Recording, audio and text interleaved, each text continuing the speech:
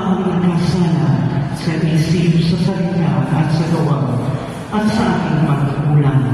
Kaya sinasabi ko sa mahal na Birheng Maria, sa lahat ng mga anghel at mga banal, at sa inyong mga kapatid, na ako'y ipanalangin sa Panginoong ating Diyos.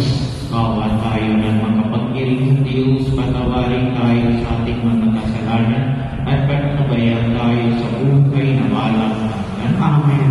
Panginoon, kawan mo kami. Panginoon, kawan mo kami. Kristo, kawan mo kami. Kristo, kawan mo kami. Panginoon, kawan mo kami. Panginoon, kawan mo kami. Manalangin tayo. Ama namin makapangyarihan, sa iyo nagmula ang ganang kabutihan.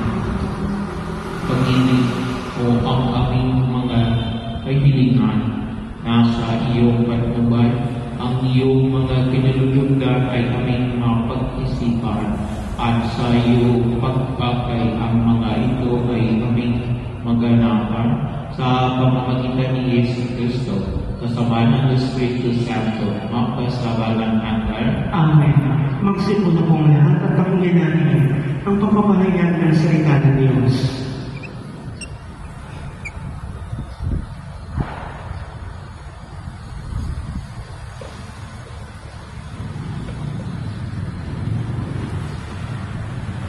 Pagbasa mula sa unang aklat ng mga hari. Noong mga araw na iyon, umalis si Elias mula sa bundok at natagpuan niya si Eliseo na nag-aalaro. 12 pares ng toro ang ginamit niya at kagabay siya ng 3 pares. Pagdaan ni Elias sa tapat ni Eliseo, isinuklog siya dito ang kanyang malaban. Pagkabay iniwan ni Eliseo ang mga toro, humabol kay Elias at nakiusap, magpapaanak po muna ako sa aking ama't ina, at pagkatapos ay sasama na ako sa inyo. Sumagot naman si Elias, sige, umuwi ka muna. Umuwi nga si Eliseo, nagbalang ang iyong buhay. O Diyos, ako'y ingatan mo, ingatan ang inyong lingkod. Ang hangad ko ay maligtas, kaya sa iyo'y dumudulog. Ika'y aking Panginoon, ang wika ko sa aking Diyos. Kabutihang tinanggap ko ay ikaw ang nagkaloob. Ikaw lamang o ko ang lahat sa aking buhay. Ako'y iyong tinutugon sa lahat kong kailangan.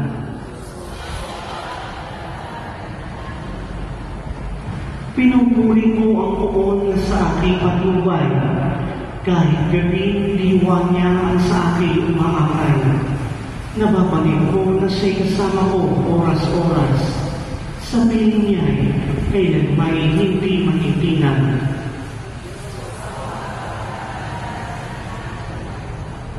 Kaya't ako'y nagdiriwang, ang diwa ko'y nangangalam, ang lagi kong nadaramay.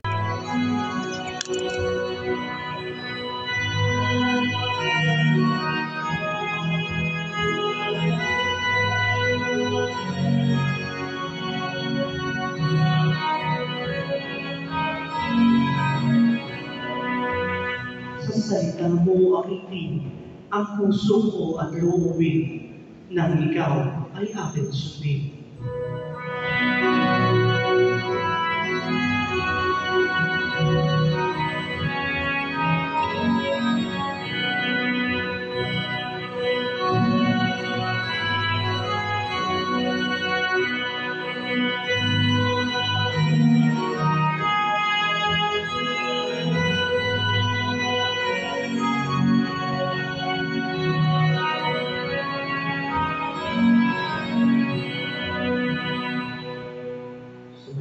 Ang Panginoon At sumayin ang mabuting balita ng Panginoon ay yung kay San Matthew. Papuri sa iyo, Panginoon.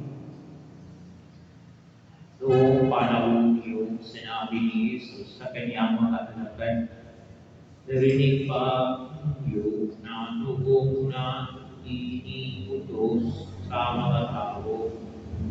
Huwag kayo sisira sa iyo pinupanang pang-ako bago ay tinitig mo ang iyong sinumpanan sa Panginoon. Ngunit ngayon sinasabi ko sa inyo, huwag na kayo sinumang kung nag-ako kayo, huwag iyong sabihin, saksi ko ang langit, sapagkat ito meron ng Diyos.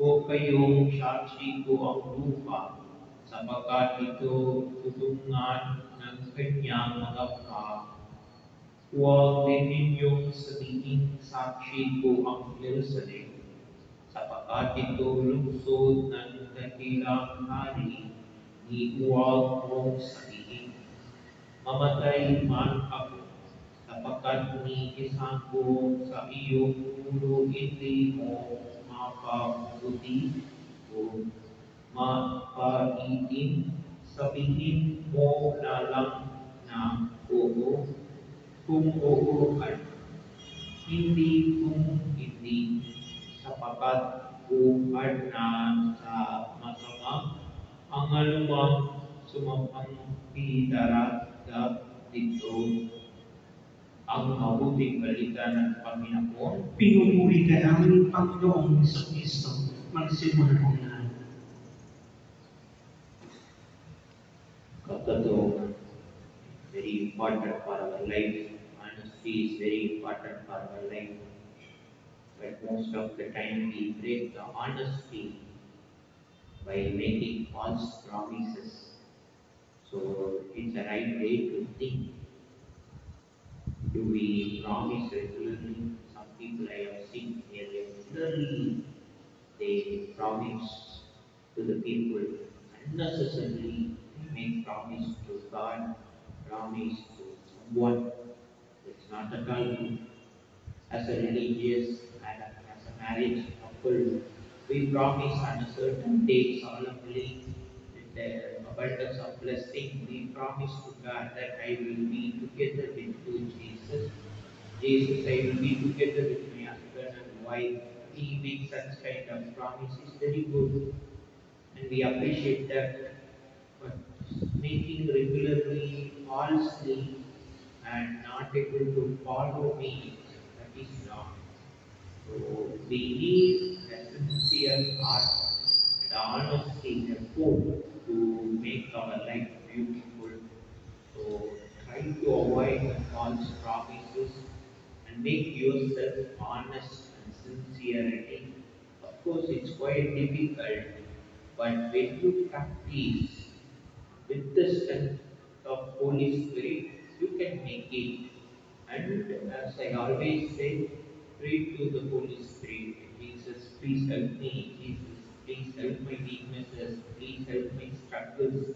The more we pray, the more we need the strength from the Holy Spirit, and that Holy Spirit will lead us to the truthfulness and the honesty.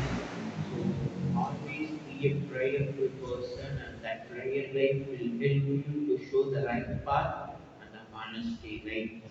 With this short reflection, let us continue to partake in this holy mass and let us submit our weaknesses and ask of His strength for to be an honest person.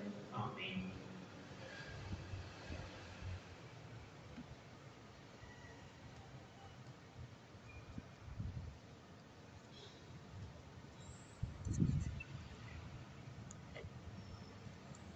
Magsigayon ko na. After a repetition, let us say, Panginoon, tingin mo ang aming panalangin. Panginoon, dinggin mo ang aming panalangin. Ang mga lingkod ng simbahan naway may pakita nila ang kanilang katapatan at pagsasabuhay ng kanilang banal na mga pamumuhin. Manalangin tayo sa Panginoon. Panginoon, tingin mo ang aming panalangin. Bilang isang komunidad, naway itukma natin ang ating buhay sa pag-ibig at pagiging mahabagin ni Jesus at hindi sa pagpapiktang tao at pagkunwari. Manalangin tayo sa Panginoon. Panginoon, digdig mo ang aming panalangin. Sa ating sariling buhay, tayo naway maging tunay at tapat na laging handang tumalima sa kalooban ng Diyos nang walang pag-aalinlangan. Manalangin tayo sa Panginoon.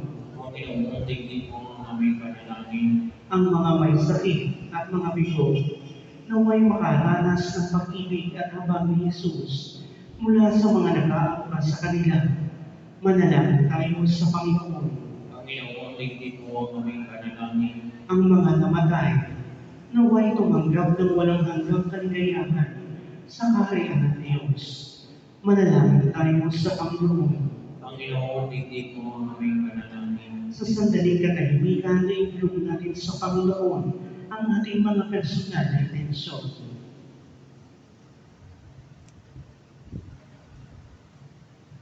Manalangin tayo sa Panginoon. Panginoon, digdig mo ang aming panalangin.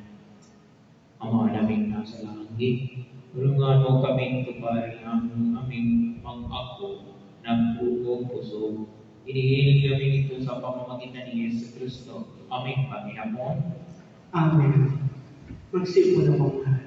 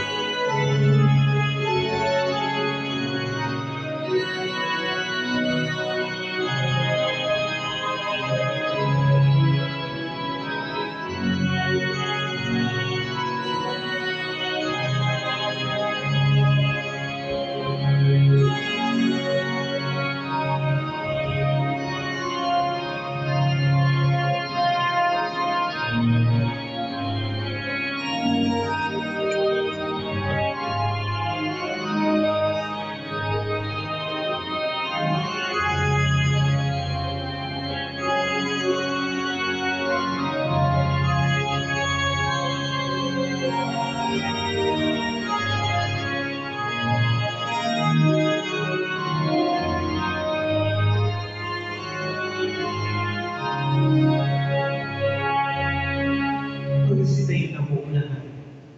Manalangin kayo magkakapatid upang ang pagkain at ay kalagdan ng Diyos sa mga makapangyarihan. Tanggapin nawa ng Panginoon itong pagkain sa iyong mga kamay, sa kapurihan at karangalan, sa ating kapakinabangan at sa buong sambayanan niyang banal. Ang mga naging lumika, tumahan mo at kalugdan ng paglilingkod na aming ginagabanan upang ang aming hinihakain ay iyong marapatin at ang aming pag-ibig ay iyong paghalipin sa pamamagitan ni Yesu Kristo kasama ng Espiritu Santo, mapasawalang hanggan. Amen. Sumayo ang Panginoon At sumaybig, kita sa Diyos ang inyong puso at diba? itinaasa namin sa Panginoon. Pasalamatan natin ang Panginoon ating Diyos. Marapat na siya ay pasalamatan. Ama naming makapangyarihan, tunay ng marapat na ika ay aming pasalamatan sa pamamagitan ni Yesu Kristo na aming Panginoon. Siya ang salita katuhan mo at kapiling nuwong ang lapat ng umiiral ay iyong likahin. Siya suligo mo para kami sa tipik kalayin kayan siya pinalingan ng mahal na pirigin na naging kanyang inaanggoto sa kapapangyarihan ng Espiritu Santo. Pinagkunyak sundin ang loob mo at gamitin ang samayanan. Banal para sa iyo, pinagtisang iunat sa krus ang kanyang mga gamit upang makawakas ang kamatayan at mahayag ang pagkabuhay.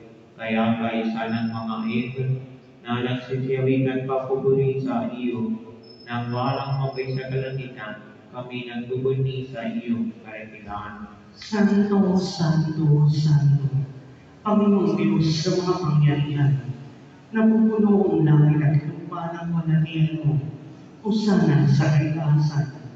Pinagpala ang napaligid sa ngalan ng Panginoon, usana sa kaitaasan. Ang mahal naming banal, ikaw ang bukal ng tanan kapanalan, kaya't sa pamamagitan ng iyong Espiritu gawin mong banal sa loob na ito upang para sa aming maging katawan ng dugo ng aming Panginoon, Yesu Kristo. Bago niyang pinantigsang loob na maging hanggang hinawakan niyang pinapay, pinasalamatan kaniya, pinaghahiyagi niya iyon inipon sa kanyang mga alagad at sinabi, tanggapin ninyong lahat ito at kanin, ito ang aking katawan na inyong hanggang para sa inyo.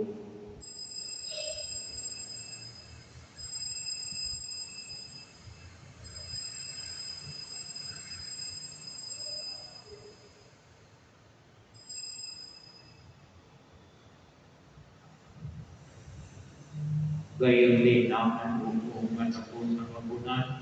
Hinawakan niya ang kalis, ulikan niya, pinasalamatan niya po niya ang kalis sa kanyang mga alagad at sinabi, tanggapin ninyong lahat ito at inumin. Ito ang kalis ng aking dugo ng bago at walang hanggang tipan. Ang aking dugo na ibuhubos para sa inyo at para sa lahat. Sa ikapapatwad ng mga kasalanan, gawin ninyo ito sa pag-alala sa akin.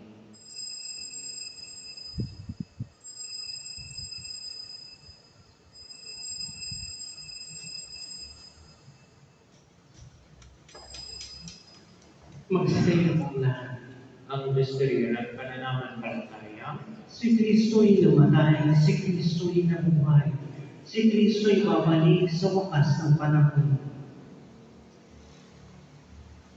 ang mga ginagawa namin ngayon ang pag-alala sa pagkamatay ulit pagkabuhay ng iyong anak. Kaya dinilay namin sa iyo ang tinapay na nagbibigay buhay at ang kalis na nagagagalog ng kaligtasan. Kami nagpapasalamat dahil kaming iyong minarapat na tumayo sa araw mo para maglingkod sa iyo.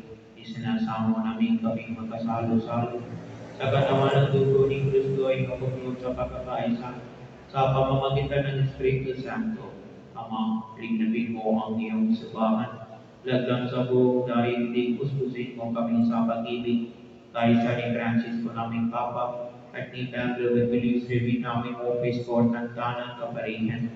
Alalaning puri ng mga kapatid na may naiimlay na may pag-asang sila ay ulit mabubuhay. Kayo din ang lahat ng pagkapumanang. Kawan mo sila at katluyan sa iyong kaliwanagan. Kawan mo at pagindapatin kaming lahat na makasalo sa iyong buhay na manang makas.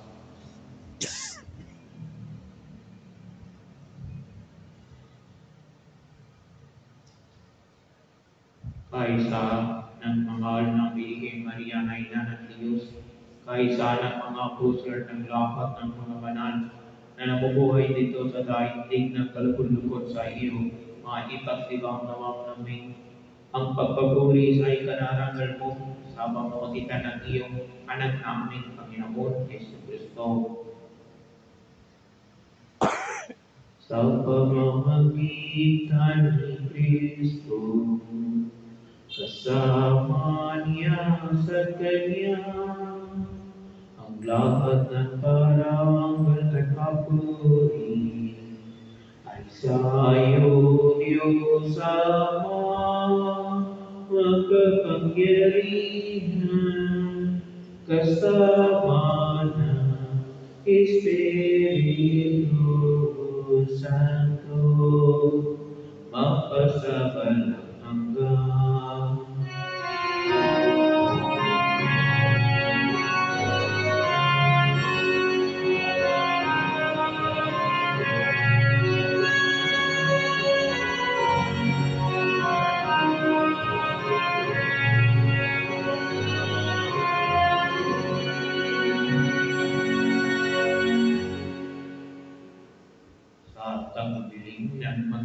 nagagaling na utos at turo ni Jesus na Panginoon nating at Diyos ipagyang nating naglakas loob. Ama namin, sumasalangit ka. Sambahin ang ngalan mo. Mapasa amin ang kaharian mo. Sundin ang loob mo dito sa lupa para ng sa langit. Bigyan mo kami ngayon ng aming kakanin sa araw-araw at patawaran mo kami sa aming mga sala para ng pagpapatawad namin sa nagkakasala sa amin. At huwag mo kaming ipahintulot sa tukso at ikaya mo kami sa lahat ng masama. Iniilig namin kami niya sa lahat ng masama. Agkalooban ng kapayapaan na araw-araw iligtas sa kasalanan at ililig sa lahat ng kapamakan samantalang kami pinanamikan ang dakilang araw ng pagpapahayag ng tagapagligtas namin si Yesu Cristo. Sapagkat iyo ang kaharian at ang kapangyarihan at ang kapurihan magpakailanman. Amen. Panginoon Yesu Cristo, sinabi mo sa iyong mga apostol, kapayapaan ang iniwan ko sa inyo. Ang aking kapayapaan ang ibinigay ko sa inyo. Tungan mo ang aming pananampalataya at huwag ang aming pagkasala. Pagkalooban mo kami ng kapayapaan at pagkakaisa ngayon sa iyong kalooban kasama ng Espiritu Santo, mapasawalang hanggan. Amen. Ang kapayapaan ng Panginoon ay laging sa iyo. At sumayo rin. Magbigyan kayo ng kapayapaan sa isa't isa.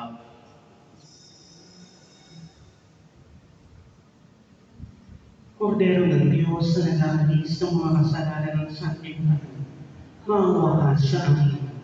Kordero ng Diyos na nag-aalis ng mga kasalanan ng sanlibutan, maawa ka sa amin. Kordero ng Diyos na nag-aalis ng mga kasalanan ng sanlibutan, ipagkaloob mo sa amin ang kapayapaan.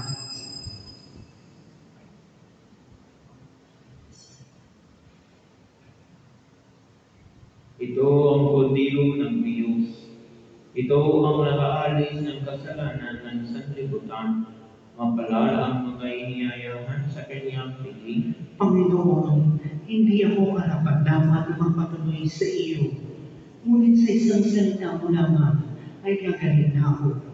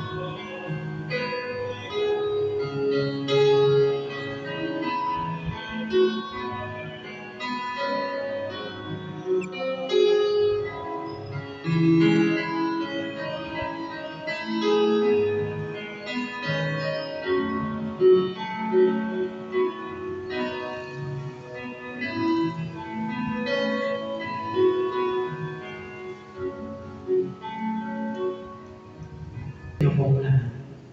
Manalangin kayo. Ama naming mapagmahal, ang pagganap sa iyong pag-ibig, kagalingan ay umabi nawa sa aming mga nagawang pagsuway at magdulog nawa ng iyong mga kinalulugan sa pamamagitan ni Yesu Kristo, kasama ng Espiritu Santo, mapasawalang hanggan. Amen. Magsilod po ang lahat para sa panalangin sa Birhen ng Biyaya. Tayo ang lahat. Mahal na ina, Birhen ng Biyaya, sa kapangyarihan ng Banal na Espiritu, ang katapatan mo sa Ama, ang naging daan ng pagdating sa amin ni Jesus, ang pinakadami ng biyaya ng Diyos. Buong tiwala akong inilalakad sa iyong mapagalingang kamay, ang mga panalangin ng buong simbahan, at ito aking marugdog na kalingan.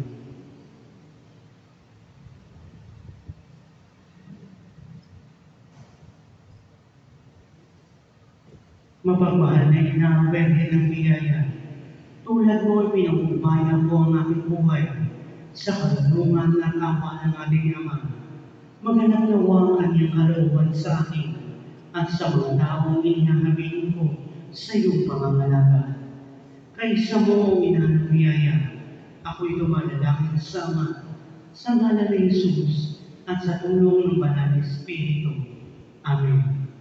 Magsitayo na po ang lahat. Pagkatapos po ng pagbabasbas ay magkakaroon tayo ng nobena para sa Our Lady of Praise. Sa iyo ang Panginoon, At sumayin. pagpalain kayo ng makapagiling ng Diyos, Ama, ng Anak, at Espiritu Santo. Amen. Ngayon kayong taglay kapayapaan upang ang Panginoon ay mahalin at paglinturan. Salamat sa Diyos.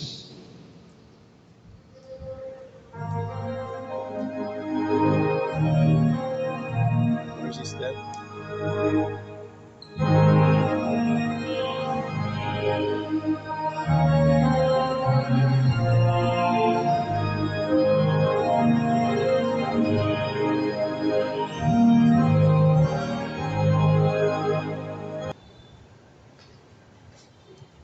Morning, ladies and gentlemen. Please subscribe my YouTube channel, Kap TV Info TV. Thank you and God bless.